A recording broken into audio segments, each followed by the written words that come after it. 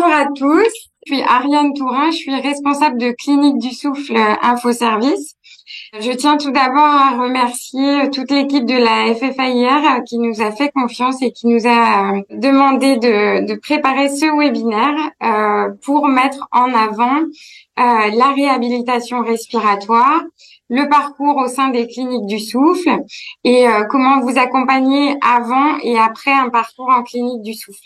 Donc, l'objectif de ce webinaire, à la demande de la présidente de la FFAIR, Marie-Agnès Wyss-Laurent, que je remercie. L'objectif, c'est d'expliquer ce qu'est la réhabilitation respiratoire, comment se passe le parcours au sein des cliniques du souffle, l'avant et l'après. Donc, pour vous présenter ces éléments, dans un premier temps, le docteur Nicolas Oliver, qui est pneumologue et médecin-chef à la clinique du souffle La Wallonie. C'est un spécialiste et pionnier en réhabilitation respiratoire. Donc, il va pouvoir nous parler des bases fondamentales. Dans un second temps, il y aura deux cadres de la réadaptation, Benjamin Eschenauer, qui est cadre à la clinique du souffle Le Pontet, et Guillaume Coste, qui est cadre de la réadaptation à la clinique du souffle La Solane. Ce sont tous les deux qui sont au cœur du parcours du patient au sein des cliniques du souffle, et donc ils vont pouvoir vous parler du parcours en détail. Ensuite, Stéphane Delos, qui est chargé de la relation patient à Clinique du Souffle Infoservice, qui va vous parler des démarches à effectuer avant le séjour et tout l'accompagnement qui est fait par l'équipe. Et ensuite, nous donnerons la parole à Josette Tiss, qui est une ancienne patiente des cliniques du souffle, qui va vous apporter son témoignage. Et ensuite, c'est Monsieur Vasseur qui va vous parler de l'après-séjour et l'accompagnement qui est fait par l'association la FFAIR. Bonjour à toutes et à tous.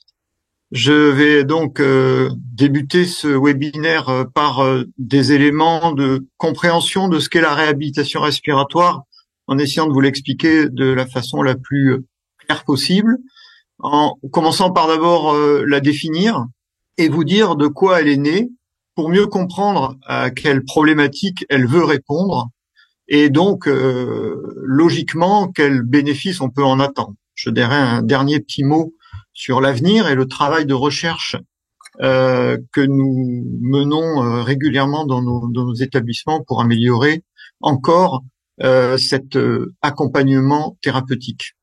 Donc la définition, elle part d'abord du constat que elle s'adresse à des patients atteints de maladies respiratoires chroniques, et j'insiste sur le mot chronique et peut-être complexité. Vous allez voir que je vais en reparler, et cette maladie respiratoire qui est chronique et complexe nécessite un traitement qui est finalement lui aussi d'une certaine complexité. En tout cas, il combine plusieurs soins. Et la base de la réhabilitation respiratoire, c'est un accompagnement global. Petite définition supplémentaire, vous avez vu qu'en haut de la diapo, il y a marqué réadaptation. Je voudrais préciser que réadaptation et réhabilitation sont la même chose. Simplement, le terme de réadaptation respiratoire est aujourd'hui plus approprié que réhabilitation, qu'on a tous en tête parce que historiquement, c'était le nom de cette thérapie. Réadaptation respiratoire répond à une dénomination plus française, moins anglo-saxonne que réhabilitation, et puis de standardisation des réadaptations par organe en France. Nous sommes donc dans un accompagnement global qui s'appuie sur une individualisation. L'important, c'est de faire du sur-mesure et donc de proposer à travers la combinaison de ces soins quelque chose qui est parfaitement adapté à la personne, au patient que nous avons en face de nous, et en aucun cas d'adopter des principe que l'on décline invariablement d'un patient à l'autre. Enfin, on s'appuie sur un outil précieux et rare en médecine aujourd'hui, qui est le temps. Les programmes de réadaptation respiratoire s'étalent sur plusieurs jours, voire quelques semaines, et ce temps qui va nous permettre de mieux nous connaître, nous les soignants et vous les patients, et aussi un garant de l'adaptation et de l'individualisation du programme pour mieux obtenir ce que l'on souhaite, c'est-à-dire les objectifs décidés au départ. De quoi est-elle née? Eh bien, elle est née d'une maladie principalement qui est la BPCO, mais je vous dis tout de suite que ce n'est pas la seule pathologie qui est traitée par la réadaptation respiratoire. L'ensemble des maladies respiratoires chroniques peut trouver des moyens d'amélioration dans cette façon de soigner, autour souvent, mais pas exclusivement, d'un symptôme cardinal qui est la dyspnée d'effort, ou autrement dit, plus simplement, l'essoufflement essentiellement présent à l'effort dans la maladie respiratoire chronique. Cette maladie, elle est complexe. Les maladies respiratoires chroniques sont complexes parce que d'abord, l'essoufflement n'est pas que le fait d'un poumon abîmé. Il y a de multiples causes à l'essoufflement. Et puis, c'est une maladie qui s'associe à d'autres. Très souvent, il y a 2, 3, voire plus pathologies intriquées à la BPCO ou à une fibrose pulmonaire, un asthme ou un syndrome d'apnée du sommeil. Ensuite, ces maladies sont marquées par des aggravations ponctuelles, des périodes où l'on est beaucoup moins bien, où il faut modifier le traitement, prendre des antibiotiques, de la cortisone ou d'autres thérapeutiques médicamenteuses, parce que il y a une exacerbation des symptômes et de la pathologie, d'où le terme. Et enfin, vous voyez sur la droite de la diapositive une représentation un peu schématique et courte de ce qu'on appelle le cercle vicieux de la maladie chronique, parce que avec le temps et à partir de ce symptôme qui est l'essoufflement à l'effort, qui va engendrer de la sédentarité, de la perte de confiance, des troubles psychologiques tels que le stress, l'anxiété, la dépression, eh bien tout cette cascade négative qu'on va reprendre dans la diapositive suivante amène à une détérioration de la qualité de vie et à ce qu'on appelle le handicap.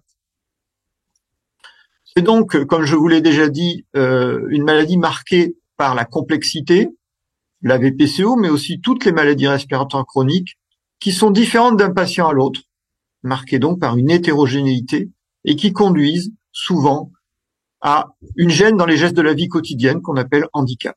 À quelle problématique veut répondre cette thérapeutique?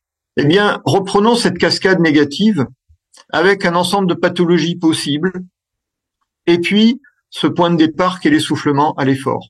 Vous voyez que avec la sédentarité qui s'installe, la fatigue, le découragement, des symptômes donc plutôt d'ordre psychique émotionnel, mais aussi avec de réelles pertes d'aptitude physique, on aboutit à une vraie difficulté dans le quotidien et surtout à une mauvaise qualité de vie et une mauvaise image de soi, une perte de confiance. La réadaptation respiratoire est une dynamique positive qui veut permettre de revenir à un état antérieur satisfaisant et compatible avec votre projet de vie. Et cela se fait dans un encadrement rassurant, avec des professionnels qui vont petit à petit vous montrer que on peut faire de l'activité physique adaptée, on peut retrouver de la confiance, un meilleur moral, refaire des projets et finalement restaurer en grande partie de la qualité de vie malgré l'ensemble de ces pathologies qui représentent des freins pour une vie normale. L'objectif évidemment principal, c'est cet essoufflement à l'effort parce qu'il conduit à toutes les gènes pour une vie normale dont je vous ai parlé. Mais plus loin, je redis l'importance d'améliorer ce qu'on appelle la qualité de vie, de limiter aussi tout ce qui peut compliquer la maladie, l'aggraver en prévenant. Ça s'appelle de la prévention secondaire, tertiaire. La maladie est là, mais on va éviter qu'elle devienne trop prégnante dans la vie de tous les jours. Et puis, limiter les hospitalisations et les complications, c'est quand même quelque chose qui va aussi beaucoup aider parce que les hospitalisations sont toujours des situations très mal vécues et qui dégradent l'état de santé. Il faut personnaliser. Il faut personnaliser parce que l'efficacité tient à cela et l'évaluation qu'on vous proposera en début de programme est essentielle. Elle est à la fois physique, connaître les capacités, les caractéristiques du souffle de chaque personne, mais aussi son état cardiaque, métabolique, mais surtout et encore connaître ses compétences, ses connaissances, savoir ce patient quel est son parcours et ce qu'il a envie de faire, quel est son projet de vie. On s'intéresse beaucoup à cela parce que à tel projet de vie correspond tel objectif et tel thérapeutique. Et là aussi, il y a beaucoup d'hétérogénéité. Chacun est comme il est et pas forcément comme le voisin. Au-delà de cette évaluation, quand on a une cartographie précise de à qui on a affaire et quel est l'ensemble des paramètres de la pathologie principale et des comorbidités, comme l'on dit, eh bien, il y aura une proposition d'objectif qui se veut issue de cette évaluation et de vos attentes, partagée et concertée, très important, adaptée, atteignable, réévaluée et réadaptée au fil du programme. Je vais terminer par la recherche scientifique et l'innovation. C'est des éléments auxquels on tient beaucoup. C'est un pan de notre travail, un peu dans l'ombre souvent, mais nous vous en parlons parce que vous êtes partenaire de cette recherche. C'est une dynamique qui est essentielle dans notre travail. Elle est inscrite dans nos gènes. Elle est toujours source d'amélioration des soins. Et pour l'équipe, comme pour les patients, elle est dynamisante et enrichissante. Je vous donne quelques exemples. Aujourd'hui, nous travaillons sur quelque chose de simple qui est élargir les modalités de réadaptation respiratoire pour répondre aux besoins de tous, c'est-à-dire permettre à tout patient, où qu'il soit, et quelle que soit sa situation personnelle, professionnelle, familiale, son âge, ses capacités, de pouvoir profiter d'une réadaptation qui est adaptée, parfois en centre, en hospitalisation, parfois en ambulatoire, comme l'on dit, ou parfois même à domicile, et aujourd'hui même, par le biais de la téléréadaptation respiratoire, qui peut correspondre à certains patients qui ne peuvent pas venir jusqu'à un centre de réadaptation respiratoire. Autre exemple, nous adaptons aujourd'hui des programmes par des programmes de recherche sur l'étude de la personnalité, parce que nous nous sommes rendus compte que la personnalité influençait les parcours ou les objectifs ou la façon d'être efficace, et c'est encore une finesse supplémentaire, une amélioration supplémentaire que de comprendre encore mieux notre patient, le patient avec qui l'on travaille, pour pouvoir lui proposer le meilleur soin possible. Donc cette recherche est très présente et assez atypique dans le champ de l'hospitalisation telle que vous pouvez peut-être la vivre. Mais encore une fois, c'est un élément particulièrement important pour nous parce que nous voulons améliorer, innover en permanence pour mieux vous soigner. Pour ma part, je vais vous présenter comment cette réhabilitation respiratoire se traduit concrètement sur le terrain. Et pour vous permettre de bien visualiser et de bien comprendre la suite de ma présentation, je commencerai d'abord par vous présenter, par vous exposer les grandes étapes qui composent le suivi avec ce schéma. Tout d'abord, à votre arrivée, vous aurez forcément droit à une évaluation approfondie. On va fixer ensemble, comme vous disait Nicolas tout à l'heure, des objectifs pour le séjour qu'on validera ensuite en réunion pluridisciplinaire. Alors souvent c'est une semaine après votre entrée, mais ça dépend des établissements. Suite à ce bilan, on vous donnera un programme d'activité personnelle et individualisé, avec des séances qu'elles soient collectives, individuelles. Vous aurez aussi des consultations individuelles, alors selon la prescription des médecins et si besoin, mais notamment au niveau psychologique, au niveau diététique, au niveau social également. Un accompagnement, un programme d'éducation, un accompagnant en éducation thérapeutique et également se déroule également tout au long du séjour. Bien sûr, réévalué de semaine en semaine. Et quelques jours avant votre sortie, on va programmer une nouvelle phase de test qui va, elle, permettre de mettre en avant les progrès réalisés sur le séjour. Donc de faire le point sur l'atteinte ou non des objectifs qu'on s'est fixés et de vous orienter et vous conseiller sur l'après-séjour. Alors, je ne vais volontairement pas plus loin au niveau, je développe pas le contenu, car Guillaume s'en occupera tout à l'heure, juste après ma présentation. Donc, pour encadrer ce parcours, il est fondamental de pouvoir compter sur des professionnels spécialisés et experts dans le domaine respiratoire. Alors, je vous les liste rapidement. Donc, vous rencontrerez tout d'abord des médecins spécialistes, alors pneumologues en premier lieu, mais pas seulement. Vous allez avoir également une équipe de soins, des infirmières, des aides-soignantes, des enseignants en activité physique adaptée et santé, des kinésithérapeutes, diététiciennes, psychologues, assistantes sociales.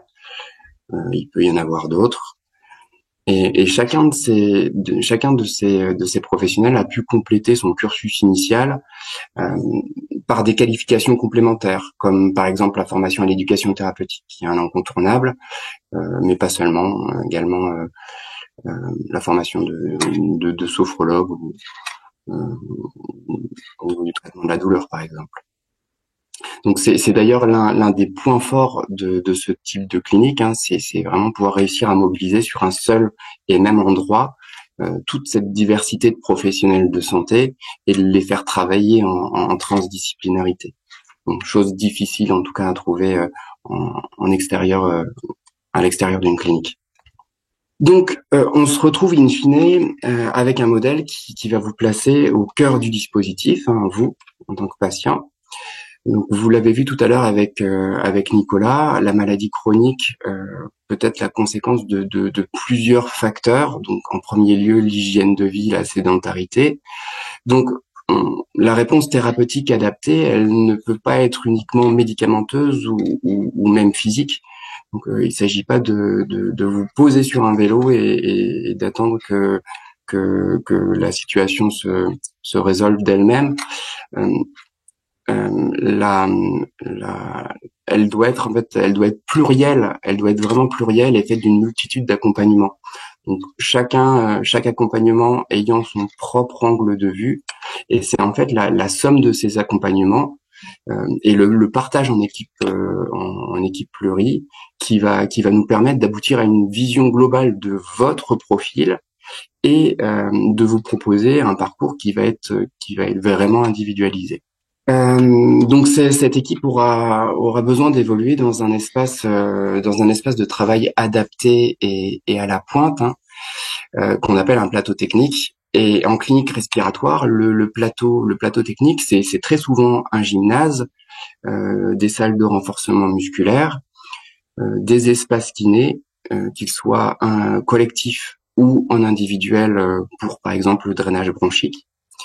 On peut y trouver, et ça dépend des établissements, on peut y trouver une piscine, des salles d'équilibre, parfois un atelier nutritionnel, et tous disposent de salles qui pourront accueillir des séances d'éducation thérapeutique. Maintenant, un petit mot rapide sur l'équipement. Donc, bien évidemment, les équipes de rééducation disposent de matériel innovant, pertinent et compatible avec vos capacités physiques, y compris pour les plus limités d'entre vous et ou tout simplement les moins habitués d'entre vous. Et si on dézoome un petit peu plus, non moins important, la localisation. Les cliniques du souffle sont très souvent implantées dans des écrins naturels privilégiés et propices aux activités de pleine nature, voire même à la déconnexion urbaine. Donc, comme vous pouvez le voir sur les photos, on vous accompagne chaque semaine sur des marches en extérieur ou des activités en extérieur, et les abords de certaines cliniques sont même aménagés avec des parcours ou des modules d'équilibre. D'autres structures ont quant à elles l'avantage d'être situées dans ou à proximité immédiate des villes et proposent des modalités de prise en charge en adéquation complète avec votre vie quotidienne, voire professionnelle. Et c'est le cas par exemple du modèle d'hospitalisation à temps partiel pour des personnes qui seraient toujours en activité par exemple. Voilà, donc au final l'offre est variée. Chacun d'entre vous pourra trouver un modèle de réadaptation qui pourra lui convenir. Donc c'est important de savoir tout ça. Et donc maintenant que vous avez la réponse au pourquoi de la réhabilitation, comment et où ça se passe, je laisse la main à Guillaume qui va nous parler qui va vous parler des contenus et du quoi justement. Qu'est-ce que vous viendrez faire en réhabilitation respiratoire? Comme on a pu vous le dire avant, effectivement, on sait que la pathologie chronique, la pathologie respiratoire, c'est une pathologie globale qui a un impact sur toutes les facettes de ce que l'on est, tant sur le plan biologique que physique, que psychologique, que social. Donc l'accompagnement doit être également global et il doit être personnalisé. Donc le programme de réhabilitation, il va vraiment répondre à des objectifs et ces objectifs, on va les construire avec vous. Ces objectifs, c'est les observations d'une équipe soignante et votre point de vue. C'est une construction, c'est une convergence des visions qui va permettre de les déterminer. Le programme de réhabilitation, il va être composé de plusieurs grandes parties. Donc, il est composé de soins, bien sûr, mais de réentraînement à l'exercice, de pratiques physiques, réentraînement à l'effort, et d'un accompagnement psycho-éducatif. Tous ces accompagnements vont prendre plusieurs formes, à la fois des formes collectives, des séances de groupe, mais également une forme individuelle sous forme de consultation en général. Et un point important, c'est que la finalité de ces programmes, c'est d'aller mieux dans l'instant, oui, mais c'est surtout d'amorcer un changement de comportement, de devenir acteur de sa pathologie, de façon à faire perdurer les effets du séjour, les effets du programme de réhabilitation au retour à domicile. Donc, on a parlé de l'approche multidisciplinaire pour répondre un petit peu à toutes les facettes de ces pathologies.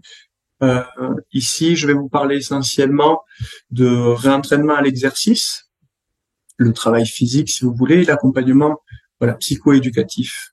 Il s'agira ici de comprendre les mécanismes de sa pathologie pour en devenir acteur. Donc, concernant la pratique physique, le réentraînement à l'effort, on va rentrer dans le vif du sujet, dans la pratique concrète.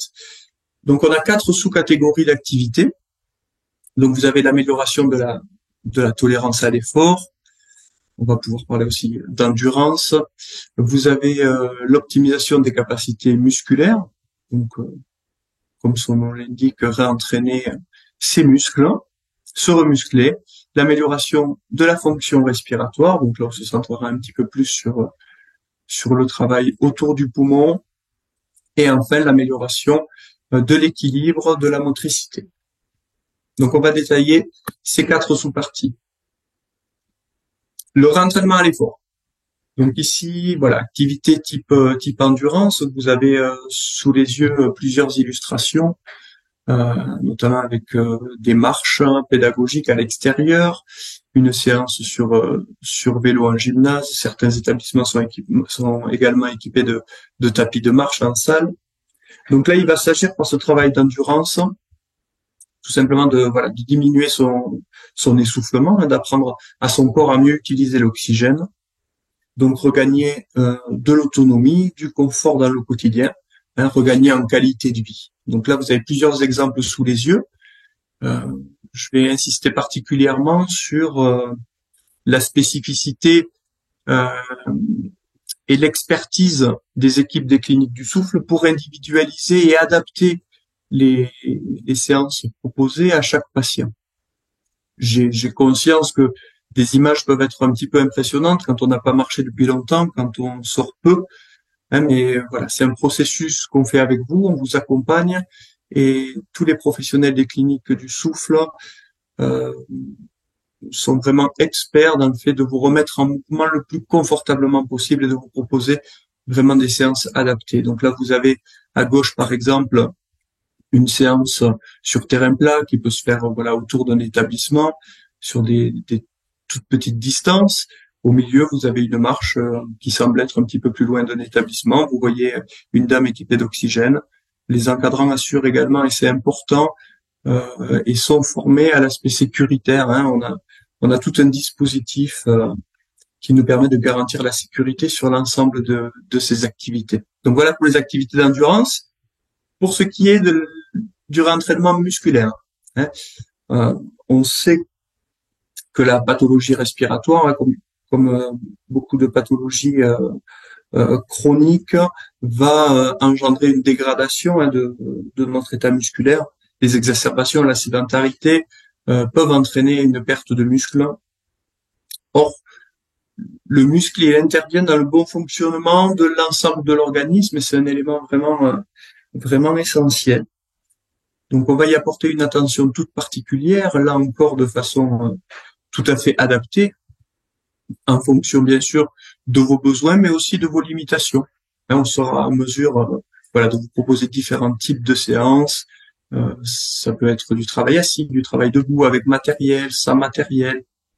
Là encore, même si ce sont des exercices qui sont le plus souvent proposés en collectif, hein, nos équipes, l'ensemble de nos professionnels enseignants en activité physique adaptée et kinés sont formés pour adapter systématiquement les séances à chacun, à vos objectifs et éventuellement à vos limitations.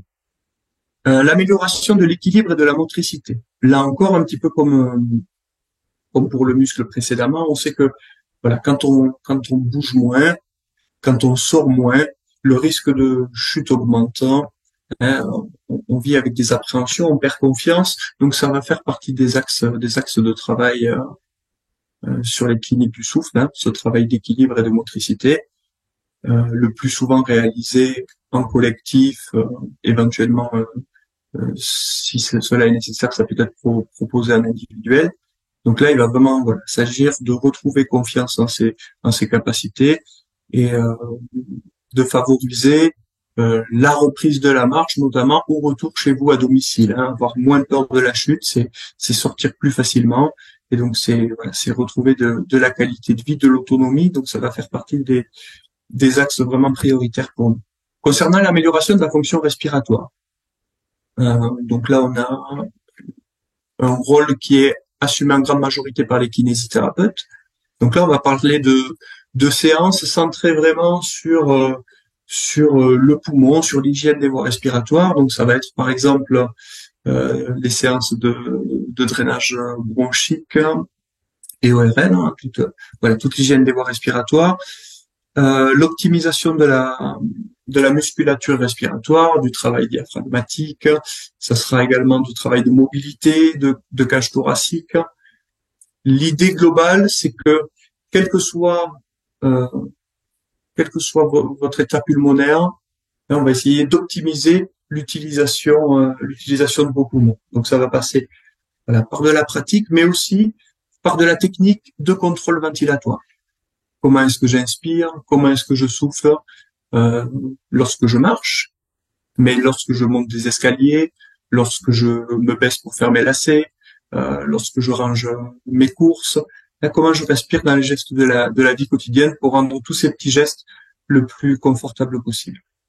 Voilà les 4 grandes familles de réentraînement à l'effort, hein, de travail physique, d'exercice globalement. On va passer maintenant sur l'accompagnement psychoéducatif.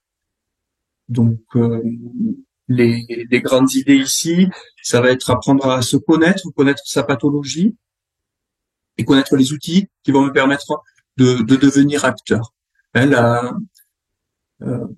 réhabilitation, en réadaptation respiratoire, voilà, on n'est pas protectionniste. L'idée, c'est de vous offrir le maximum d'outils, hein, de vous les rendre accessibles pour que vous puissiez vous approprier le plus de choses possibles et les mettre en place chez vous. Donc l'accompagnement psychoéducatif, on l'a dit, il va permettre de comprendre sa pathologie, de l'accepter, de maîtriser des outils techniques. On a parlé de la respiration tout à l'heure, mais ça peut être des techniques de relaxation, ça peut être la gestion de ses traitements, ça peut être le fait de réagir vite aux premiers signes d'exacerbation. Voilà, ça va être tout un panel comme ça d'outils et de connaissances qu'on va mettre à votre disposition, de manière à ce que vous puissiez les emporter et les utiliser dans votre quotidien. On a pas mal d'outils qui sont mis en place pour ça. Je vais pas forcément les détailler, mais les plus courants vont être l'atelier d'éducation thérapeutique en groupe. Donc, on est toujours dans une démarche individualisée. Si vous avez une problématique particulière, qui peut être par exemple le tabac, nous avons un atelier associé où vous allez retrouver chaque semaine les patients qui sont dans la même démarche que vous par rapport au tabac, et on va aborder différents thèmes pour vous accompagner dans un sevrage par exemple, etc. Donc première forme l'atelier, deuxième forme la plus courante, c'est l'entretien individuel. Ensuite l'éducation thérapeutique, Benjamin vous l'a dit, l'ensemble des équipes y sont formées. Et ça se fait également de façon informelle, tous les jours, tout le temps, sur le terrain, dans les couloirs, entre patients. Hein, c'est vraiment une dynamique très importante pour nous. Donc on l'a dit, tous les professionnels sont impliqués dans l'accompagnement psychoéducatif. Donc là vous avez un listing du médecin jusqu'au psychologue, le kinésithérapeute, le diététicien, le tabacologue, l'assistante sociale, les infirmiers, les EAPA. Tout le monde autour du patient pour répondre à différentes problématiques. Si par exemple vous vous présentez à la clinique avec un problème métabolique et que vous souhaitez voir un psy, on vous proposera ces deux accompagnements. Un patient qui est dans le même groupe que vous, peut-être que sa problématique à lui, ce sera le tabac et un encombrement. À ce moment-là, lui, on l'orientera sur des ateliers tabac et drainage bronchique. Et ça nous permet d'aller encore plus loin dans l'individualisation de nos programmes. Pour terminer, je vous présente, pour entrer encore de façon un petit peu plus concrète dans le séjour, je vous présente des plannings. Donc vous avez sous les yeux deux plannings. À gauche, un planning d'hospitalisation complète et à droite, un planning d'hospitalisation de jour.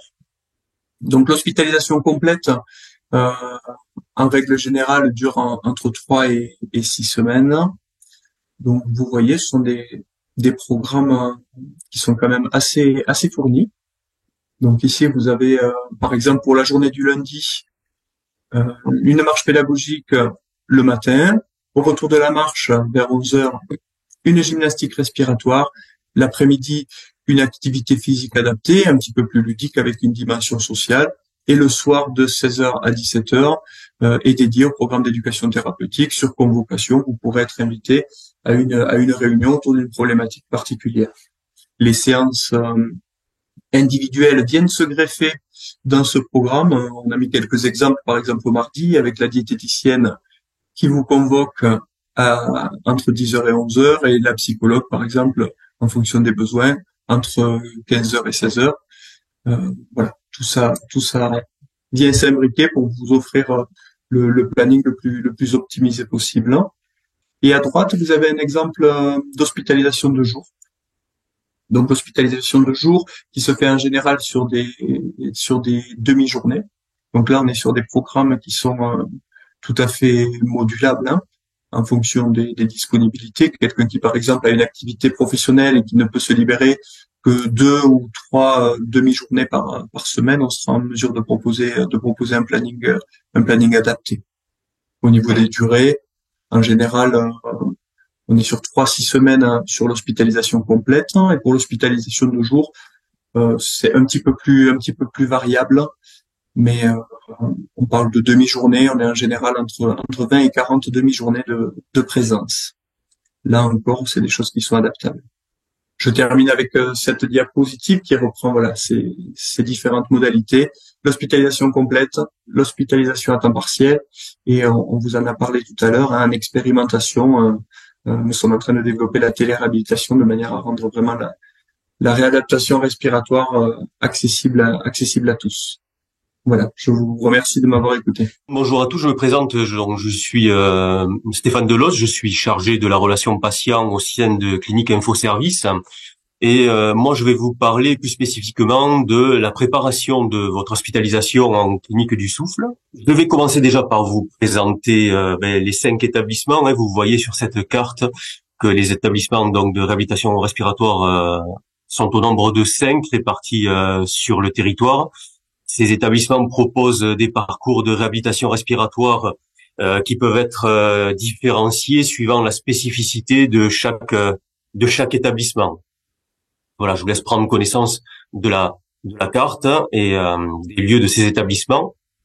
Alors, comment faire votre demande de séjour? Alors, tout d'abord, je vous invite à en parler à votre médecin, alors le médecin traitant ou le médecin spécialiste, parler de ces établissements et de cette réhabilitation respiratoire. Ensuite, plus pratiquement, donc, comment faire votre demande? Cela se fait par l'envoi d'un dossier, un dossier dans lequel se trouve notamment une fiche médicale. Cette fiche médicale, donc, sert de prescription. C'est votre médecin généraliste ou spécialiste qui la complète. Vous nous retournez donc cette fiche médicale accompagnée du dossier administratif complet. Et suite à cela, donc votre dossier est étudié par le médecin de notre clinique. Nous vous enverrons à l'issue de cette présentation le dossier complet. Vous pouvez également le télécharger sur inicea.fr.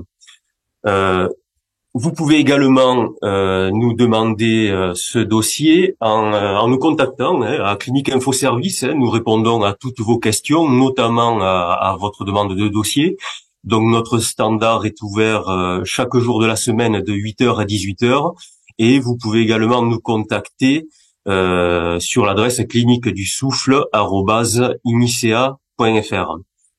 Voilà, maintenant pour reprendre un peu tout ce qui vient d'être dit, nous allons vous présenter une vidéo qui reprend votre parcours au sein de la clinique, de votre entrée en clinique jusqu'à la sortie. Vous souffrez d'une maladie respiratoire, BPCO, apnée du sommeil, asthme, Covid long, et vous souhaitez bénéficier d'une prise en charge personnalisée dans l'une de nos cliniques de soins médicaux et de réadaptation. Nos cliniques vous accueillent sur prescription médicale. Les experts de Clinique Info Service vous renseignent et vous orientent vers la bonne clinique. Ensemble, nous constituons votre dossier d'admission. Il comprend la fiche médicale adressée par votre médecin traitant et votre dossier administratif complet. Ensuite, la clinique vous contacte pour planifier et organiser votre séjour. Elle s'occupe de votre prise en charge auprès de la caisse primaire d'assurance maladie et de votre mutuelle. Dans certains cas, un bon de transport pourra être prescrit par votre médecin. Nos experts répondent à toutes vos questions. Le jour de votre arrivée, notre équipe de soins vous accueille. Nous vous remettons un livret d'accueil pour vous guider et vous orienter durant votre hospitalisation. Vous pourrez y sélectionner un ensemble de services pratiques. Vous êtes installé dans votre chambre. Votre séjour s'articule autour de différentes activités. Vous effectuez un bilan avec le médecin spécialiste et définissez ensemble votre projet thérapeutique adapté et personnalisé.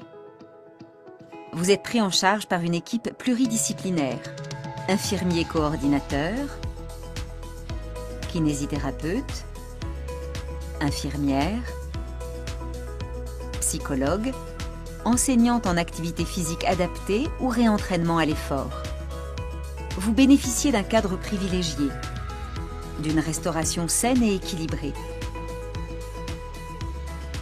Vous profitez de vos week-ends pour vous reposer. Vous avez gagné en autonomie et en qualité de vie. Nous organisons ensemble votre retour à domicile. Nous adressons votre bilan d'hospitalisation à votre médecin de ville. Par la suite, vous avez la possibilité d'effectuer des séjours de consolidation en hôpital de jour, de vous rapprocher d'associations de patients près de chez vous. Pour connaître nos cliniques spécialisées dans la prise en charge des maladies respiratoires, contactez Clinique Info Service au 0806 803 333, l'appel est gratuit. Ou écrivez-nous à cliniquedusouffle@inicea.fr.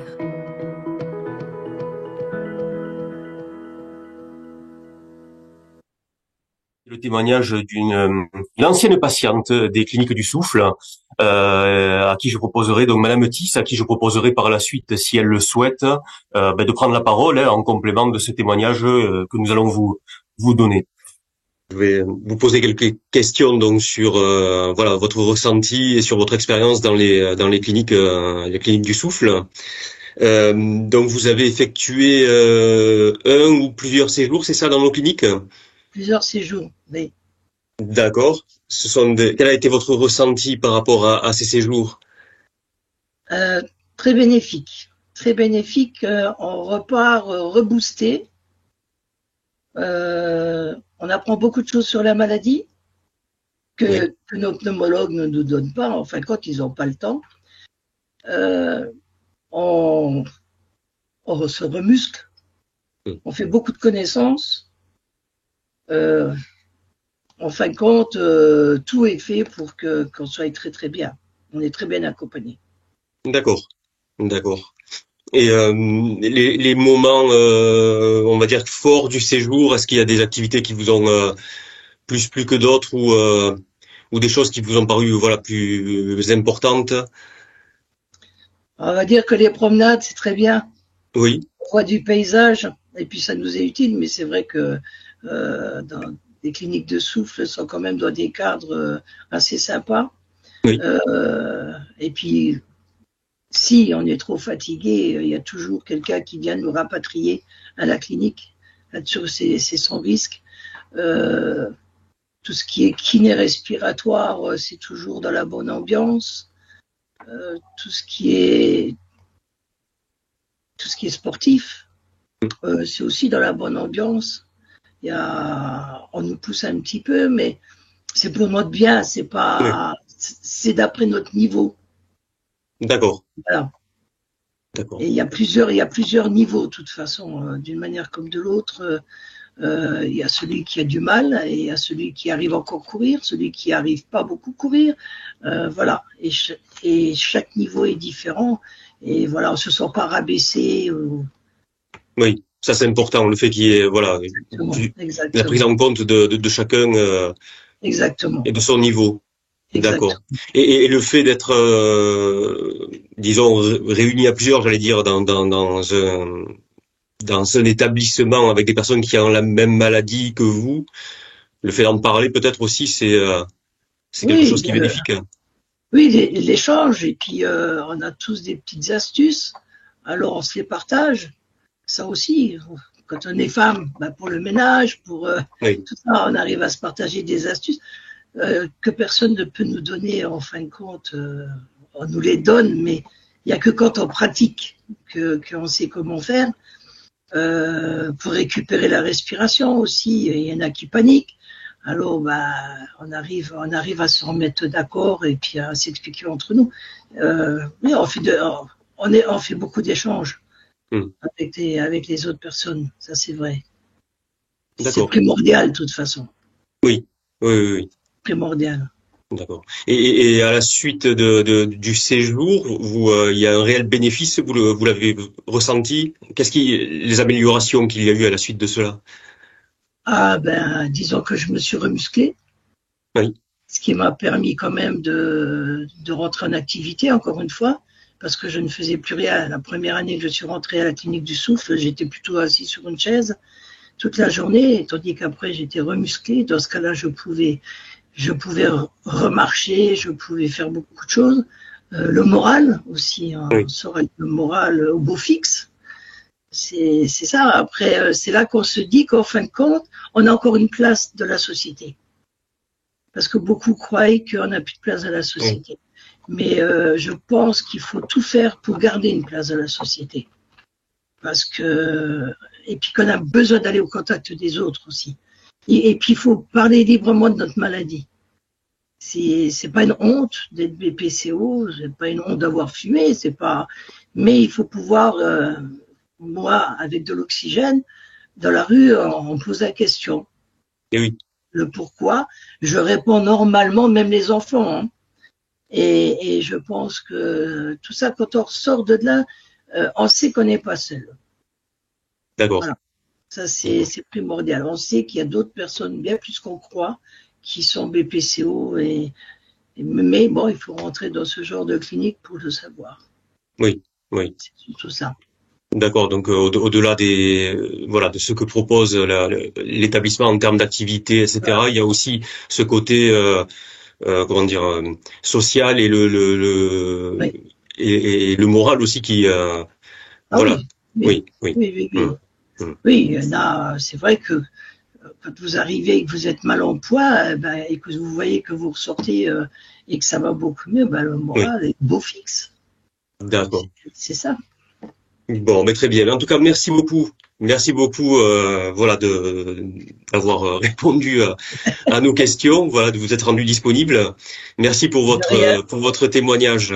Voilà. de rien. Merci beaucoup. Et je vous souhaite une bonne journée. Merci. Merci, pareillement. Tout ce que j'ai dit dans la vidéo avec ce témoignage, les gens peuvent comprendre, parce que quand on va à la clinique du souffle, souvent, la première fois, on est perdu.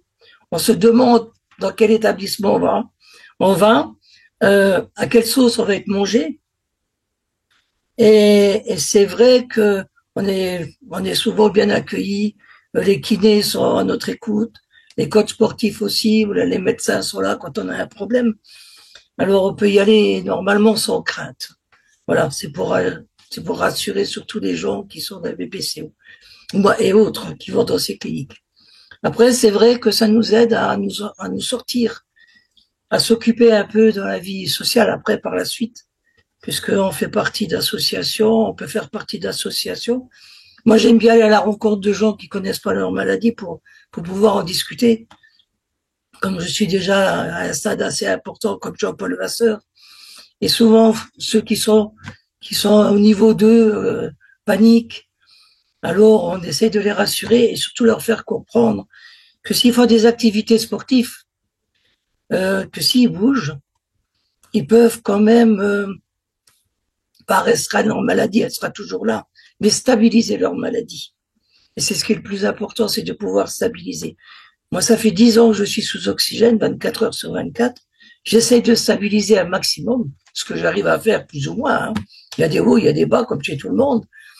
Mais si on reste assis dans un fauteuil, c'est impossible. La maladie évolue beaucoup plus vite. Alors, on pense que les médecins, des fois, ils nous en demandent beaucoup. Les coachs sportifs nous en demandent beaucoup aussi. Mais en fin de compte, c'est pour notre bien. Voilà, c'est ce que je voulais rajouter. Et qu'il faudrait peut-être organiser beaucoup plus de choses pour pouvoir toucher plus de monde. Parce que beaucoup de monde n'est pas au courant de leur maladie encore. Et pense que s'ils sont essoufflés en montant un étage, c'est normal. C'est ce qui m'est arrivé. Et en fin de compte, non, c'est pas normal. On peut, et c'est là qu'il faut essayer de trouver, et puis de combattre le tabac, parce que c'est quand même une des premières causes de la maladie. Et c'est vrai qu'il faudrait mettre beaucoup plus de choses en place. Après, voilà, on n'est pas le bon Dieu. On peut que donner des conseils. Sur ça, j'ai terminé. Je voulais dire à Madame Thies que on était tous très touchés par votre témoignage parce que il nous parle et on n'a pas l'impression qu'on est à vous écouter dans un webinaire préparé, parce que ce que vous dites, c'est ce que les patients disent quotidiennement. Et cette inquiétude à venir dans les cliniques du souffle ou de venir en hospitalisation, vous avez dit à quelle sauce on va être mangé, c'est tout à fait ça. Il y a toujours cette préoccupation. Et enfin moi personnellement, j'ai beaucoup apprécié vos mots parce que je crois que ça va parler à plein de gens. Et il faut pas laisser passer cette possibilité d'aller un peu mieux, malgré toutes les réticences que vous avez bien décrites et qui, encore une fois, parlent à tout le monde. Merci beaucoup. Bonjour, je suis Jean-Paul Vasseur, vice-président de la FAIR, attaché aux activités physiques adaptées. Donc, après l'hospitalisation en clinique du souffle, c'est très important de rester actif et d'entretenir des acquis. Pour ne pas rester seul, il faut se rapprocher d'une association, réseau de la FAIR ou d'autres associations, bien sûr, mais de préférence la FAIR, qui propose des activités. Donc, des activités physiques adaptées, bien sûr, et vous pouvez les rencontrer, vous pouvez avoir les adresses des associations puisque la FAIR a 52 associations sur le national. Vous avez un lien, donc, qui est bien ici. Hein, on donne rendez-vous chaque mardi de 9h15 à 10h15 et de 14h à 15h. Donc, c'est des activités physiques adaptées qui se présentent en visio. Vous avez un éducateur à poste spécialisé qui vous accompagne dans vos mouvements. Donc, vous êtes un petit groupe de 15, 20 et tous ensemble, vous faites de l'activité physique pendant 1 heure. Participez à un séjour d'une semaine dédiée aux APA. Donc, l'objectif, c'est de sensibiliser les participants aux facteurs des risques pathologiques chroniques, notamment respiratoires, lutter contre la solidarité, dans l'optique d'améliorer la santé des usagers, créer un lien social, et surtout s'accorder une semaine afin de connaître sa maladie pour mieux la vivre. Ce séjour est ouvert aux adhérents membres d'une association de la FFAIR, accompagnant 26 personnes seront éligibles à cette semaine apport, donc les matinées seront consacrées aux activités physiques, l'après-midi, éducation thérapeutique. Donc, pour déterminer ce type de séjour, nous partons sur un site de vacances, 8 jours, et donc pendant 8 jours, nous pratiquons des activités physiques et de l'ETP. Voilà. Donc, vous voyez, un retour en image du séjour, c'était à Port-Bail, le 25 juillet. N'hésitez pas à nous contacter pour des activités physiques. On saura vous orienter sur où et quand. Donc, je tiens à remercier tous les intervenants de qualité et les cliniques du souffle. Merci.